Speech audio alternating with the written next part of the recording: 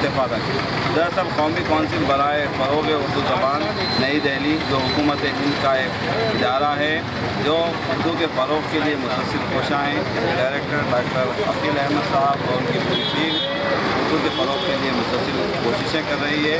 اس ضمن میں یہ موبائل وین بھی اسی اردو کی ترقی کا ایک حصہ ہے۔ دراصل یہ موبائل وین ملک کے مختلف ریاستوں میں اور مختلف شہروں کو گھومتے ہوئے اردو کے قارئین تک اردو کی کتابیں پہنچاتی ہیں۔ نہایت ہی واجبی داموں میں کتابیں فروخت کی جاتی ہے۔ ان کتابوں پر 25 سے 50% تک کا ڈسکاؤنٹ بھی دیا جاتا ہے۔ تو اس سلسلے میں اہلیان نظام آباد سے گزارش ہے کہ وہ ان کتابوں سے استفادہ کریں۔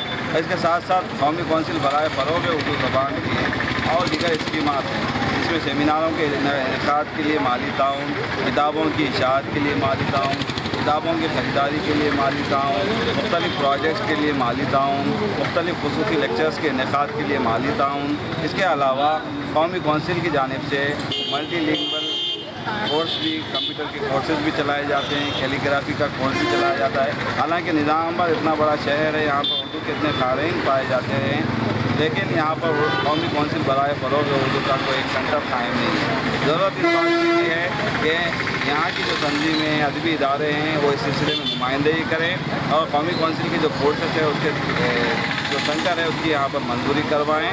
اور میں اس موقع پر گزارش بھی کروں گا ڈائریکٹر صاحب سے کہ اس طرح کی موبائل وینس کو ایک کے بجائے مزید اور اضافہ کیا جائے اور مختلف ریاستوں، شہروں، قصبوں تک اردو کی کتابوں کو فروغ دیا، یعنی پہنچایا جائے اور اس کو اردو کو فروغ دیا جائے۔ شکریہ۔